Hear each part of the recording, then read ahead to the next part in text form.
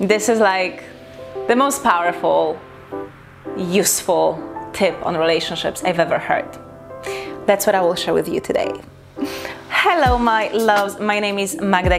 I am an intimacy expert, tantra teacher, and the founder of the School of Intimacy, the hottest school you could ever attend, that covers everything you need to enjoy the most amazing intimate life.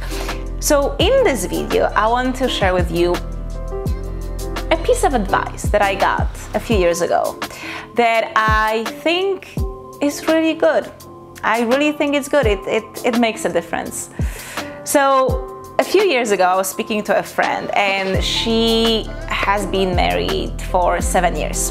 And she was sharing with me a tip that she got from another woman who had been married for 20 years. So I really appreciate people who are in such long-term relationships. I think it takes, a lot of showing up and presence and commitment. And I'm really amazed when I see couples who have been together for so many years, and definitely we can learn something from them. So the advice that this other woman told my friend, and then my friend told me, was very simple, but it's powerful. And it is. The secret to a long-lasting marriage is that sometimes you don't see certain things, and sometimes you don't hear certain things. So let me talk more about this.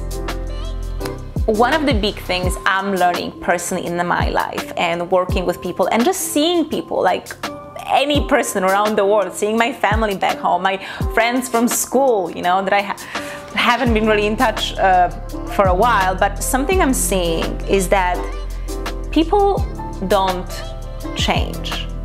We evolve, yes, but we don't really change. And I've noticed that often we are in a relationship assuming that the other person will change. So it's almost like, I will be with you, or I will be happy if you change. And so we stay with someone hoping they will change. But just look at your life. How easy is it for you to change? We probably, if you're here, then you're someone who is actually interested in changing, evolving, getting better. But even if you look at your own life, despite how much you've invested in it, the process of change takes time. It's a gradual thing. And so if we want someone to change, and we need them to change to be happy, chances are that this will not happen. Or that this will happen in 5 or 10 years, and the question is, are you okay waiting? So people change in two ways. One is through slow movement, little changes, little things we do or we don't do day after day, and we often lose it, and then we get back on track, and so we kind of self-sabotage ourselves on the way. So it's a long process, right? It's slow and it's long. And the other way how we change is if something traumatic, intense happens in our life, and we actually have the ability to shift something in our life, in ourselves, pretty fast. But that requires an intense, dramatic experience. So, in my opinion, the best thing we can do when we get into the relationship is to look at the partner and just assume that they will not change. Assume that the person you have in front of you is the person that you will have in 10 years. And do you still want to date them? So just let go of hoping someone will change. They may, but I don't want you to wait for this, because you may end up wasting a lot of years of your life. So again, when I look at these couples who have been together for so many years, and I'm talking about couples who have been together and they are happy, because I know plenty of couples who have been together for 20 years and more, and they just hate each other. I'm talking to couples that are happy. Something that you will see is a lot of mutual respect and acceptance. They don't attack each other, especially not in public in front of other people. They don't diminish each other. And it's because they have learned to accept their partner as they are. Now, it doesn't mean that there's nothing that annoys them about their partner. I mean, Find one person in your life that doesn't annoy you at all. They don't exist. Someone always annoys us. Everyone annoys us in some way, right? So their partner still does something that annoys them, that they don't like. But they have learned to let that go. Because what they practice is they focus on the positive. They focus on the good, and they're just gonna let the bad go, right? This is this part that sometimes you don't see, sometimes you don't hear. So it's about what you prioritize and what you make your reality to be. You know, in any relationship we have, if I focus on all the things that annoy me about someone, it's going to be a horrible relationship. But even if I look at my relationships, my friendships, even the relationship with my family, the relationships that are strong are those where I focus on the good. And I just don't see, don't hear the bad. Now, of course, that doesn't mean that you just accept everything. So this is again where we have to choose the person right. You have to see if this person doesn't change, am I ready, am I willing to let it go? So you don't want to just accept someone and like ignore and not see if they like treat you really badly most of the time. You're probably better off actually splitting and finding someone more compatible. But this is where we have to understand ourselves. You have to know who you are and what you want, what your needs are and what your boundaries are. So then you can decide if the person is good for you based on that.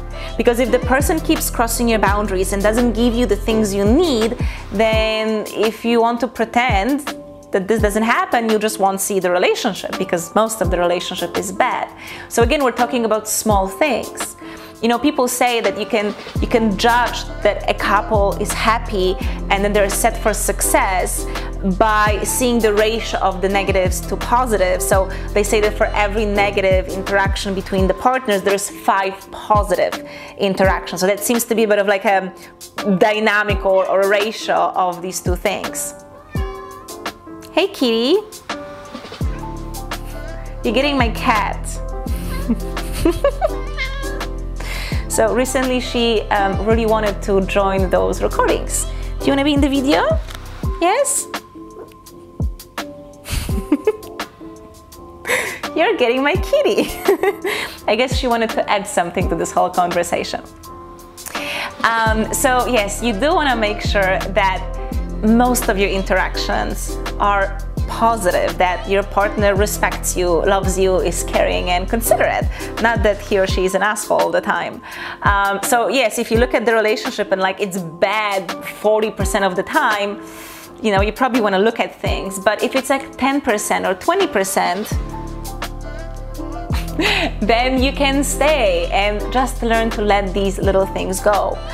Ultimately, I think it's about just understanding the human nature, that change is not easy. And think about it, like you're probably investing so much in your own life. Now think if someone isn't investing in their life, like they probably really won't change at all. And most people on this planet don't actually invest in personal development. We are still the minority on this planet. So that's one thing to understand about humans. And the second thing is just learn to let things go. Holding on to things really, she now agrees, doesn't really help much. And if you focus on the negatives, it will grow. And I know this advice maybe isn't really sexy, it's not any technique. It basically tells you to just let go of the things you don't like. But honestly, there's so much peace found in learning to let some things go. So, you know, if your partner is loud, wakes up too early, makes funny noises when they eat, it's okay, right? If they still treat you well, they still love you, they respect you, they support you. So focus on the important things and learn to let go of the small ones. My love, I hope that you enjoyed this video and the kitty who decided to join us today. If you did like this video, please give it a like, share it, and for more videos like this, subscribe to my channel. And I would love to connect with you on Instagram.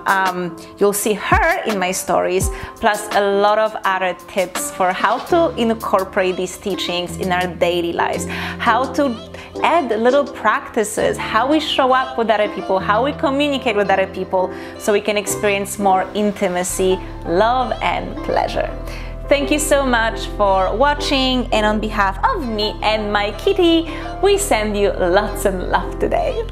Bye!